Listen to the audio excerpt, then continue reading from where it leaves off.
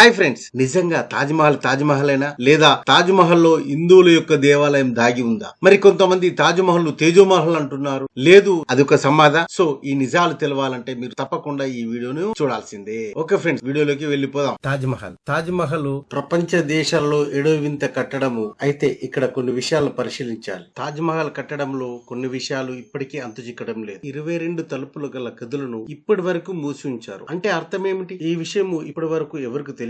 అందులో హిందువుల దేవుళ్లు దాగి ఉన్నాయని కొన్ని హిందువుల సంఘాలు ఇలా వాదిస్తున్నాయి. ఇది తాజ్ మహల్ కాదు, ఇది తేజో మహల్ అని, ఇది శివుని యొక్క నిలయమని కూడా అందరూ అంటున్నారు. అయితే ఇక్కడ కొన్ని విషయాలు నమ్మక తప్పదేమో. అయితే ఈ తాజ్ మహల్ కట్టడం వెనకాల ఇప్పటికీ 2 స్టోరీలు నడుస్తూనే ఉన్నాయి. దీంట్లో ఒక స్టోరీ ప్రకారము ఇది షాజహాన్ నిర్మించింది కాదు. 13th సెంచరీలో రాజా పరమిత్ దేవ్ అనే ఒక హిందువు రాజు యొక్క కట్టడం అని అంటున్నారు. ఆ తర్వాత 16th సెంచరీలో ఆ రాజా మాన్సింగ్ యొక్క ఆధీనంలో ఈ దేవాలయం ఉన్నదని చెప్తున్నారు. అయితే 17th సెంచరీలో రాజా జయసింగ్ నుంచి ఈ షాజహాన్ అని లాక్కున్నాడని చెప్తుంటారు. ఇలా చెప్తూ పోతే షాజహాన్ ఆ తాజ్ మహల్ ను ఆక్రమించుకుని 17th సెంచరీలో తన భార్య అయిన సమాధిని అక్కడ నిర్మించాడని ఒక వాదన వినిపిస్తుంది. ఇలా ఈ విధంగా 2 స్టోరీలు మనకు నడుస్తుంటాయి. కానీ ఆ 2 స్టోరీలు కూడా నిజం కాదు. నిజం చెప్పాలంటే నా పాయింట్ ఆఫ్ వ్యూలో కూడా ఈ 2 స్టోరీలు కూడా ఫాల్సే. ఎందుకు ఇతను ఇలా చెప్తున్నాడు అనుకుంటున్నారా? అందుకొరకే ఫ్రెండ్స్, ఈ వీడియో చివరి వరకు చూడండి. మీకు తెలియని విషయాలు చాలా చక్కగా వివరించడం జరిగింది.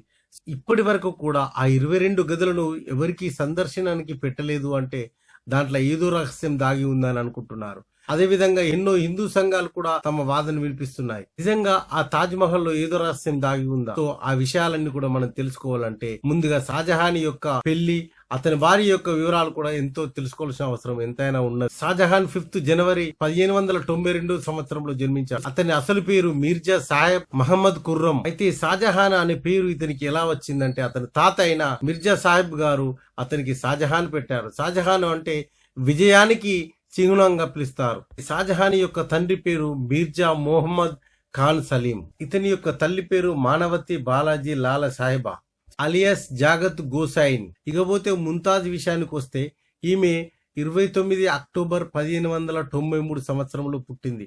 ఈమె పేరు అర్జునాబాద్ భాను బేగం. అంటే షాజహాన్ యొక్క వయసు కంటే ఈమె 1 సంవత్సరం మాత్రమే చిన్నది. అయితే ఈమెకు షాజహాన్ తో వివాహం జరిగిన తర్వాత ఈమెను ముంతాజ్ మహల్ అని పిలిచేవాళ్ళు. వీరిరువురి యొక్క పెళ్లి 1612 సంవత్సరంలో జరిగింది. ఇక్కడ షాజహాన్ ముంతాజ్ ను చాలా ఇష్టపడి పెళ్లి చేసుకున్నారు. అది కాకుండా ముందే ఇతనికి ఇంకా 4 భార్యలు ఉన్నారు. కానీ షాజహాన్ ఆ 4ని ఒక రాజకీయ ఒప్పందం ద్వారా వారిని పెళ్లి చేసుకోవడం జరిగింది. వారందరికీ కూడా ఒక్కొక్క సంతానం మాత్రమే ఉన్నది. షాజహాన్ ఈ 4 ముంతాజ్ బేగాన్ని ఎక్కువ ఇష్టపడేవాడు. అతడు ఎటు వెళ్ళినా తన వెంటనే ఆమెను తీసుకుని వెళ్ళాలి. యుద్ధానికి పోయినా గానీ అతని వెంటనే ఆమె తీసుకువెళ్ళేవాడు. అంత అమితమైన ప్రేమ ముంతాజ్ బేగం పైన ఇతనికి ఉండేది. అందుకే ఇస్లామిక్ సమాజంలో the queen of the world అని ముంతాజ్ బేగం ని పిలిచేవారు. అయితే ముంతాజ్ షాజహాన్ తో 14 సార్లు ఆమె గర్భవతి అయింది. అయితే అందులో సగం మంది ప్రసవ సమయంలోనే చనిపోవడం జరిగింది. ముంతాజ్ కూడా తన 14వ బిడ్డకు జన్మనిస్తూ అధిక రక్తస్రావం జరగడం చేత ఆమె చనిపోవడం జరిగింది. అది సరిగ్గా 1631 జూన్ 17వ తారీఖున జరిగింది. ఇలా 19 సంవత్సరాలు తన కాపురం నిండుకొని సడన్ గా చనిపోవడం చేత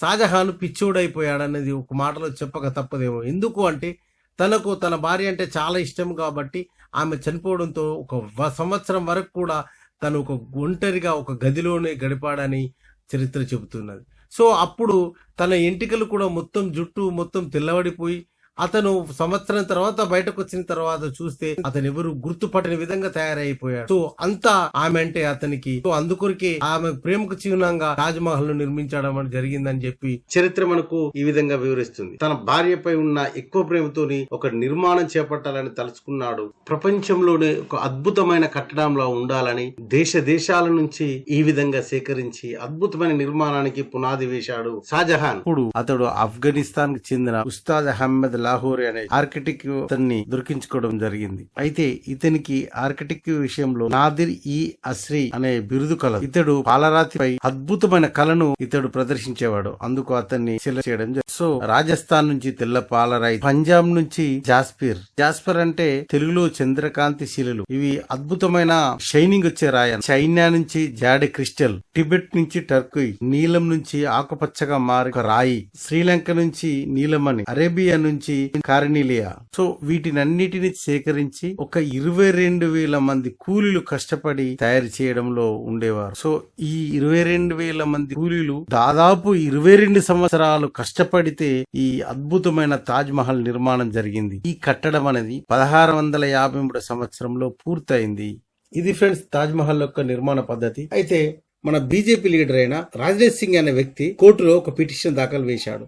అదేంటంటే ఈ తాజ్ మహల్ లోని 22 తలుపుల వెనకాల హిందువుల యొక్క దేవుళ్ళు దేవతలు ఉన్నారు అనే అతను పిటిషన్ వేయడం జరిగింది. ఒకసారి దాన్ని పూర్వపరాలు పరిశీలించమని అతను కోరడం జరిగింది. కానీ సుప్రీంకోర్టు కేసును తిరస్కరించింది. ఎందుకంటే సరి అయిన ఆధారం లేకపోవడం చేత ఆ పిటిషన్ కొట్టివేయడం జరిగింది. ఇంకో నిజం ఏంటంటే అయితే అక్కడి ఆర్కియాలజికల్ సర్వే టీం మాత్రం ఆ 22 గదుల వెనకాల ఎలాంటి హిందువుల దేవతలు లేరని వాళ్ళు తెలిసి చెప్పడం కూడా జరిగిపోయింది. అవి ఒక పొడవైన కారిడార్, ఆ 22 గదులు కూడా ఒక పొడవైన కారిడార్ మాత్రమే చెప్తున్నారు. అక్కడ పనిచేసే సిబ్బంది వాళ్ళు ప్రతి 2 వారాలకోసారి ఆ గదులలోకి వెళ్లి దాన్ని శుభ్రం చేసి వస్తారు అంతే అని చెప్పి వారు చెప్పడం కూడా జరిగింది. వారి యొక్క ఫోటోలు కూడా మనకు గూగుల్లో గానీ యూట్యూబ్ లో గానీ మనకు అందుబాటులో కూడా వాళ్ళు పెట్టడం కూడా జరిగింది. మరి ఇప్పుడు ఒక డౌట్స్ రావు, ఎందుకంటే మరి దాంట్లో ఏమి లేనప్పుడు ఎందుకు దాన్ని చూపించలేదు అనే మాట కూడా మనకు రావడం జరుగుతుంది.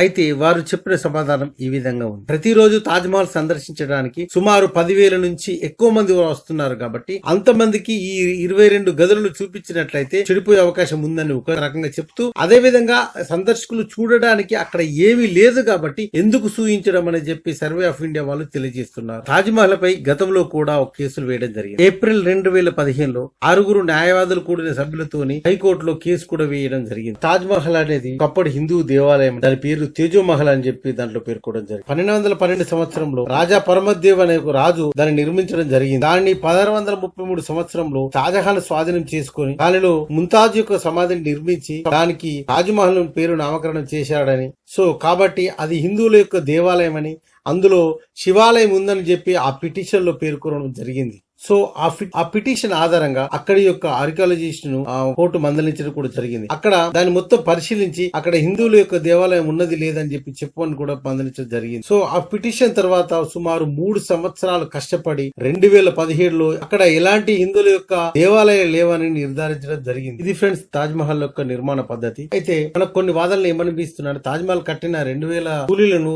షాజహాన్ వాళ్ళ చేతులు నరికేశాడని ఒక ఊహను ఉంచడం జరిగింది. దాన్ని నా పాయింట్ ఆఫ్ వ్యూ లో చూసినట్లయితే అది కంప్లీట్ గా రాంగ్ అని చెప్పాల్సిన అవసరం ఎంతనే ఉంది. ఎందుకంటే తనకి ఇష్టమైన భార్య యొక్క సమాధిని నిర్మించిన కూలీలకు షాజహాన్ ఎంతో ఇష్టంగా ప్రేమించేవాడు. దానికి కొన్ని నిదర్శనాలు మనం మాట్లాడుకోవచ్చు. సో ఒకవేళ షాజహాన్ ఆ టైంలో వాళ్ళ యొక్క చేతులు నరికేసి ఉంటే మనకు ఎర్రకోట గాని ఆ కాలంలో కట్టిన కోటలను కూడా మహా అద్భుతంగా తీర్చిదిద్దబడ్డది. కాబట్టి ఈ కట్టిన కార్మికులు ఎంతగానో ఇష్టపడని విషయాన్ని మనం కంపల్సరీ తెలుసుకోవాల్సిన అవసరం ఎంతనే ఉంది. ఇక్కడ పనిచేసిన 2000 మంది కూలీల కొరకు తాజ్ గంజ్ అనే ఒక స్థావరాన్ని ఈ షాజహాన్ నిర్మించిండు. అది కూడా మనకి ఇప్పటికి కూడా ఈ యొక్క పుట్టుపూర్వోత్తరాలకు సంబంధించిన రిలేషన్ వాళ్ళు ఇప్పటికి కూడా ఉన్నారు కాబట్టి వాళ్ళని అడిగినా కూడా వాళ్ళని పరిస్థితులకి సిద్ధంగా ఉంటున్నారు. సో ఫ్రెండ్స్ ఇది ఫ్రెండ్స్ తాజ్ మహల్ యొక్క వివరణ.